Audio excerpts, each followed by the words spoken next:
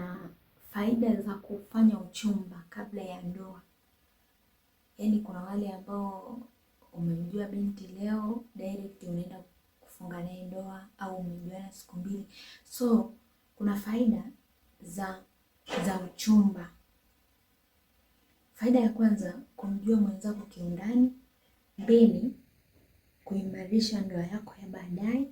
3, kujua namna ya kubeba madhaifu ya mwenzio, kwa sababu unapokuwa kwenye uchumba kwa kipindi, hata kipindi tu cha mwezi mmoja, I think wiki 3, unapokuwa na mwenzio utakuwa unajua kabisa huyu hapendi hiki, huyu hapendi hiki, kwa sababu kama anakupenda kweli na kama ndio mwenzi sahihi kwenye maisha yako, kuna vitu ambavyo atafunguka.